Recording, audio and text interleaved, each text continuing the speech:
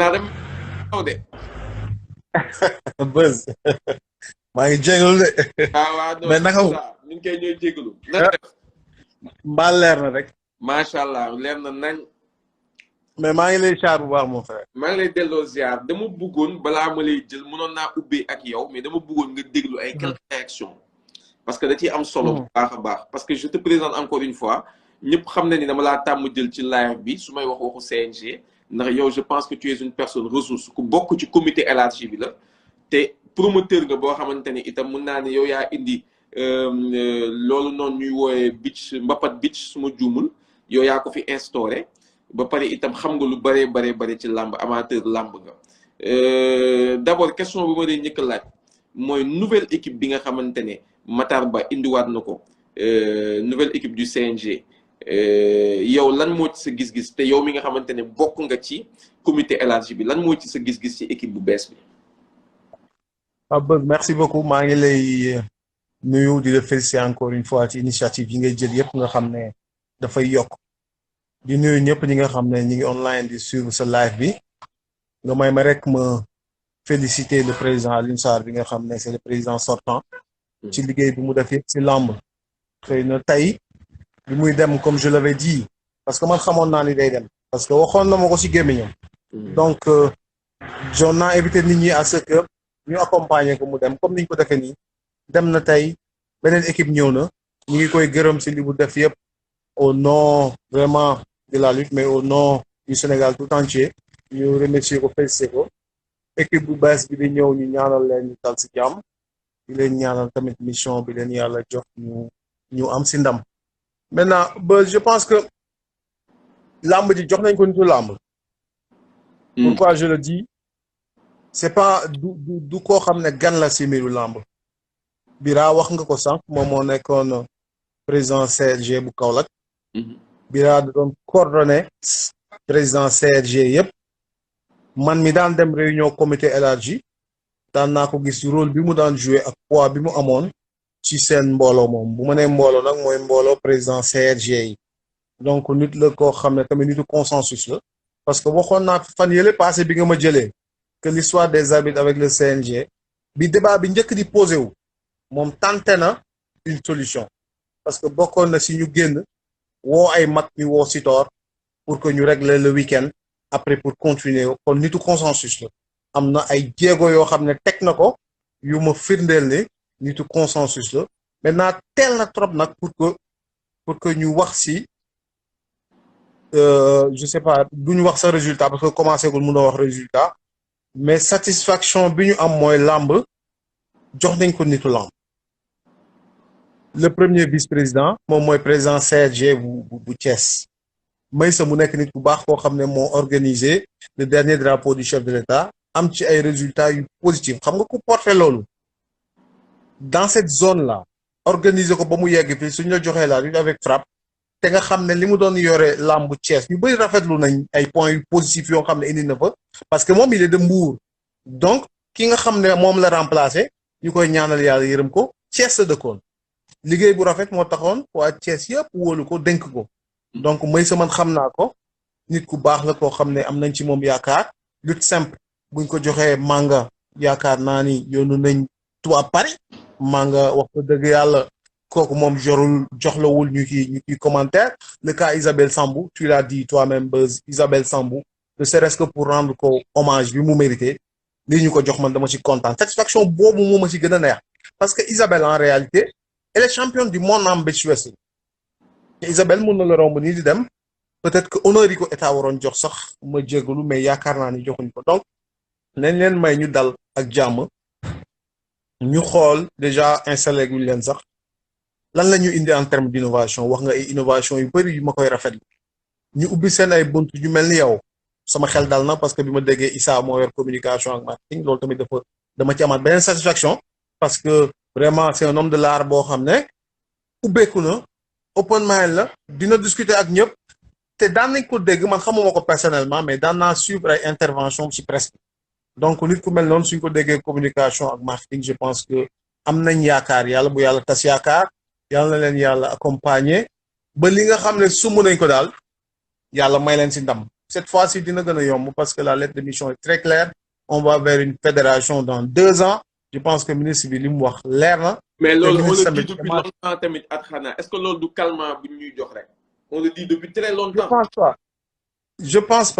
pas mu nekk calmant parce que autorité moom je pense que moom indi ay solution moo ko tax a jóg xëy na mun na am ay blocage parce que xam nga tamit buzz yow nitu làmb nga xam nga làmb dafa bëri ay spécificité yoo xam ne amul ci yenn sport léegi il faut ñu def benchmarking c'est-à-dire que dem vers yenn sport yi nga xam ne xaw na nuru ak làmb ñu imiter li ñuy def parce que partage d'expérience boobu moo mun a tax ñu am ay texte fédération yoo xam ne dina adapté ak làmb moo gën nag ñu ne nañ dem vers une fédération rek ñu parax indi ay textes yoo xam ne après day indi benn blocage boo xam ne du baax si làmb donc nañ jël le temps ba mayonnaise bi jël forme ñu def partage d'expérience ak buñu teree sax ñu génn réew mi dem ci ay Niger dem ay Gambie bii ñu gën a jege nga xam ne ay fédération lañu yor ñu jéem a xool naka la ñu harmoniser textes yi ba tey bu ñu tegee làmb du am ay jafe-jafe parce qu'en réalité fii le CNG n'organise pas privé bi ñooy organiser privé boobu est-ce que CNG dafa war a nekk seen concurrent il y a pas mal de questions yoo xam ne en tant qu'intellectuel yow nga nekk si làmb je sais que mi ngi mi joté wu sa bopp bi mais li may ñaan le nouveau président mooy que na waxtaan ak ñëpp na woote xam nga Cheikh Tidiane Gadio je suis pas bokkuma ci parti je fais pas de la politique mais je dirais pas que je fais pas de la politique mais pas ci parti mais dama dégg mu wax te mu doon wax bu am solo mu ne libérer les énergies daf doon wax nourrir soigner et libérer les énergies. Je pense que loolu nag c'est une question. Peut-être yow nag say question ñëwee ma ko de. Hein? Say question day ma ne say question ñëwee ma ko de day électronique trop. Amoo question boo régal mais je vais te poser une question. Peut-être yow fàtte ko mais je dama la jël live. ci CNG. nga def benn genre menace nga ne ñu genre sax bu fi Alioune Sarr jógee sax lamb day. mel ni luy dee. est-ce que yow ak équipe CNG bu bees bi yow yaa ngi am xalaat boobu ba léegi ni que Alioune Sarr est indispensable wala boog gëm nga ni que dinañ am lu gën luñ fi amoon. Merci beaucoup Buzz bi nga ma laajtee question boobu parce que idée boobu dama ko waxoon ñu bëri comprendre bi après ñu topp si man ils ont tiré sur moi sans pour autant comprendre li nga xam ne man moom laa bëggoon wax man j'avais dit clairement que défendre Alioune Sarr aw ma ci complexe parce que bu fa Alioune Sarr jugee dinaa am raison bi je pense que mooy lii xew tey ñëpp d'accord nañ ne que pendant ces 26 ans il a un bilan positif nag ça veut pas dire qu'il y a pas du négatif dans son job parce que bilan bu positif mooy aspect yu positif yi boo ko tegee ci balance mooy daaneel aspect yu négatif yi moo tax ma ne woon Alioune Sarr tey bu demee xam nga Sénégal dafa jafee wax ci nit tey Buzz su ma génnoon def benn live wax ci yow rek ñu ne coogu Buzz la de Buzz da koy jox ay affaire ci suuf wala détail demee noonu alors que xëy na jot na ñun sénégalais ñuy waxante suñu biir lu baax parce que loolu la ñu xam sax lii lu vraiment avec la démocratisation de la communication beneen type de sénégalais moo ñëw type de sénégalais boo xam ne yaa xamte na tey ñu ne Buzz defkatu lu baax la ñëpp a ko xam juum na tey qu'on doit tirer sur lui je pense que war nañuy waxante nag lu rafet waxante lu baax li ma waxoon j'insiste je persiste je signe Alioune Sarr c'est un grand monsieur boo xam ne départam il faut mu am ay conséquences yi nag waxuma ne que mënuñu ci pallier non il n'est pas indispensable j'ai jamais dit ça mais dama ne l'avenir me donnera raison su demee dinañ xam ne li may waxuma ko woon parce que dama bëgg a nekk géwélu juddu Alioune Sarr wala damay jeter ay fleurs Alioune Sarr wala damay am ay avantages par rapport ak wax yi may wax non je suis pas dans ça yow xam nga loolu li ma doon wax su Alioune Sarr demee di nga gis ni que on a perdu un leader charismatique déjà au niveau international fu mu mës a représenter le Sénégal ci instance yi nga xam ne waa làmb ñoo fa doon daje gis nga cër yi mu fa doon am j'ai eu la chance man depuis 2009 xaw ma 2010 bu ma paree université ba léegi maa ngi ci CNG comme personne ressource comme tu dis au début je représentais les étudiants amateurs de lutte ma mujj nekk comme personne ressource ci biir CNG bi j'ai eu la chance bokk ci organisation CEDEAO bokk ci organisation championnat d'Afrique mais yeneen président yu jógee ci yenn dëkk yi suñu ñëwee fi ñu teg Alioune Sarr ñun sax sénégalais yi teguñu ko fa foofu nag laa doon waxee Buzz maintenant le CNG n'a jamais été affaire u benn nit gars yi il faut buzz nga may ma leeral point boobu parce que dañ naan Alioune Sarr moo fi nekk mooy buur mooy bumi Alioune Sarr n'était pas seul wax naa la te le niveau était trop élevé man li ma jàppoon sax mooy le niveau était trop élevé Alioune Sarr ñi mu nekkaloon ci biir CNG bi ay nawleem lañ Ardo moomu ngay dégg ñi dem na ci Ardo c'est un professeur d'université professeur de médecine la kooku Alioune Sarr mënu ko yeew si buum. les gens se posaient même la question ci li muy def ci làmb ji.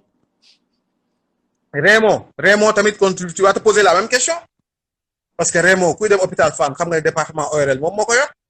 Babacar Diouf bi ñu doon ci wax sax benn instant que moom la ñuy jox moom mooy dauphin Alioune Sarr quelque chose comme ça Babacar xam nga lu mu teg si réew mi institut mun naa la ko defal point par point ne ñooñu Alioune Sarr mënu leen a tënk c'était une démarche inclusive et participative bari na ay décision tey ma wax la nag scoop bari na ay décision tey yu génn si làmb ji tey jii nii parce que CNG sa ñoo amoon chance bi bu ñu nekkee ñoom seen biir mun nañu werante mun nañu waxtaan mun nañu échanger ay idée mais bu idée bi nekkee idée wu bureau bi ñëpp a koy défendre bari na ay idée tey jii nii rek tey génn si làmb c'est même pas de Alioune Sarr génnul sax ci jugewul sax ci xelu Alioune Sarr je suis même pas sûr que d'accord na ci à 100% mais une fois mu génn day nekk loo xam ne moom day bokk ci ñu koy porter pour vous dire que rek gestion bi c'était une gestion collégiale man mi gën a tuuti nekkoon xale bi ñu ma siy dugal sax am na ay points yoo xam ne dañ ma doon déglu je vais te donner un exemple daan nga gis tournoi CEDEAO muy am ay défilé des nations loolu c'était notre idée en tant qu'étudiant ñu ñoo waxoon président ne ko comme pays yi dañuy ñëw amuñu fi supporter Sénégal day bëri ak ñoom dañuy dem jël ay amicale étudiants yi nga xam ne ñi ngi ci école de formation yi bari nañ fi macha allah ñi ngi université ñu mettre leen au parfum ñu ñëw bokk ci tournoi bi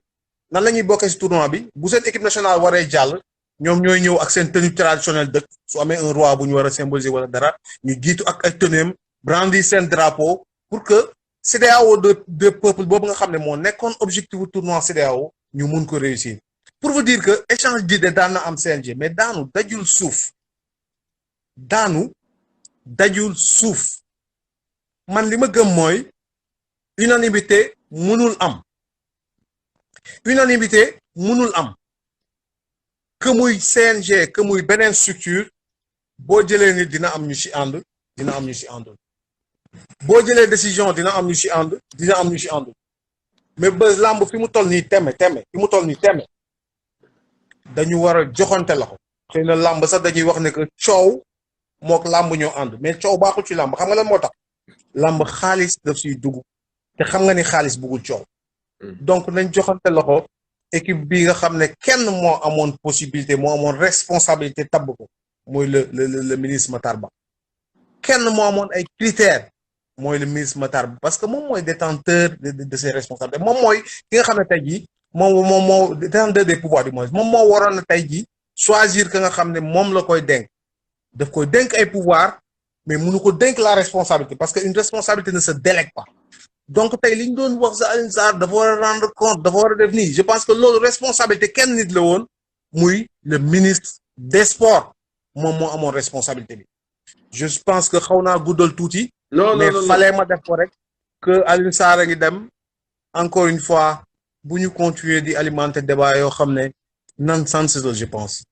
positivité bi nga am maanaam proposer ay solution loolu la ñuy soxla c'est-à-dire que équipe bu bees ñëw na nañ ne ko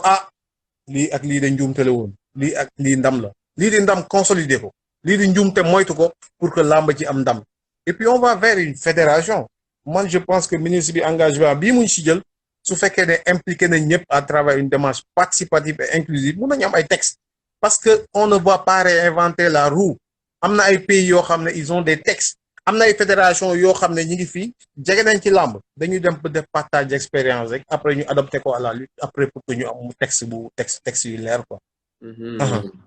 kontaan nañ ci yow bu baax a baax yow ci CNG bu bees bi ban cër nga ci am. waaw je suis toujours personne ressource. ok man nag xam naa ne gars yi tamit maa duñ ma sànni xeer parce que man léegi ma yàgg si de. bës non personne man léegi ma yàgg si de. yow dañ lay laaj say conseils. waaw mais ay conseils comme ni nga ko defee yaakaar naa ci drapeau CEDEAO bi nga wax nii. waaw te loolu amoon solo la. loolu. am na solo bu baax mais kontaan nañ trop ci yow Chérif Athana Fall mais bu sori bul sori éventuellement amee keneen koo xamante ni ci benn domaine bu la interpellé ma laajaat la. mais ba c'est toujours un plaisir di dugg si sa ay live chaque fois boo ne ma live bi bëgg naa nga dugg ak lu ma mën si am dama koy stand by pour wax ak yow pour plusieurs raisons. dama gëm ni innovation yi nga indi si làmb njëriñu làmb la te man amateur làmb la man kenn du la wax Chérif gis naa ko boîte wala gis naa ko feneen boo ma gisee làmb nga ma gis wala sama bureau wala sama kër. macha allah. awma beneen passion bu dul làmb donc su ma gisee ku indi ay affaires yu bees yoo xam ne mun na yokk làmb dama koy encourager dama koy féliciter. macha allah te buzz pay-per-view bi buzz na ci waa làmb jàpp te xam ne vraiment bu lépp sottee mu jaar yoon mun na régler sax suñu problème mu manque de sponsoring parce que làmb coow li am na manque sponsoring mais am na déficit tamit ticketing. làmb bu njëkk ba dañ daan gis dafay fees tel. mais léegi làmb difficilement gis nga arène nationale bu ubbee ba léegi kenn feesalugu ko. yooyu yëpp nag dafa laaj ay réflexion ñu bañ a yem rek ci CNG bi. ku si nekk indi ay innovation. ku si nekk domaine bi ngay liggéey pour dem ko yaatal. gratuité day rey sport. amatul benn sport bu gratuit ci àddina. amul. c'est pour revenir ci affaire inscription lamb simple yi c'est-à-dire que lamb simple man mun naa ci wax parce que moom moo doon sama passion bu njëkk bi ay Paul Maurice ay ñoom Golo Bidong Maam Kor Mbinyaat je sais pas Jaga Sarr Jama Yàlla Kobale ay ñoom Youssou Ndour Kalmu Ndoor bi ñuy ñëw Adrien Senghor di ko toj boobu bu ma paree université 14 heures du ma ñibbi suñu kër damay dem Adrien Senghor taxaw pour xaar lamb ji di fees ba boo demul doo am foo toog mais boobu da nga daan gis lamb ji mu am benn trentaine wala quarantaine de lutteurs mais des ténors koo xam ne ku dugg ci biir géew bi samp béjjénam mun na jël lamb ji boobu Campo Alizé naka du Henri Ndiamboy ñoom ñëpp ñi ngi ñëw si lamb ñooñu ñëpp mënoon nañu valablement discuter tey drapeau bi nga xam ne dañ koy teg mais li nga xam ne moo am finalement dañuy gis à la limite sabotage parce que dañ daan dem lamb Ibamar muy jeex ay 1h du matin 1h et quelque parce que mbëri te lii Ibou Laye xaw ma ki génn sànq wax te la am na ñoo xam ne dañ daan wut licence 5000 pour seetaan lamb saison bi lëmb mais loolu fallait ñu indi règle mais règle nag soo xamul esprit bi soo ko xamul mun nga ko critiquer mais soo xamee esprit bi même règle bi su marché wul di nga ne règle bi de lii moo taxoon ñu jël ko mais c'est pas efficace mais règle boobu actualiser leen ko wala changer leen ko ndax ba léegi réglé wul problème man loolu en tant qu'apprenti juriste am naa si idée mais man lamb li ma gëm mooy buzz gis nga assistant bi ñu bëgg a inscrire mbër yi naan non mbër yi nañ leen jàppale nañ def lii nañ def lee mbër yi dañ leen war a mettre dans des conditions pour que ñu def seen liggéey honorablement gagner seen vie honorablement mais démarche boobu noonu mënul continuer c'est pas possible mënuloo bëgg ne da ngay def professionnalisme ba pare di def assistant li nga mën a def mooy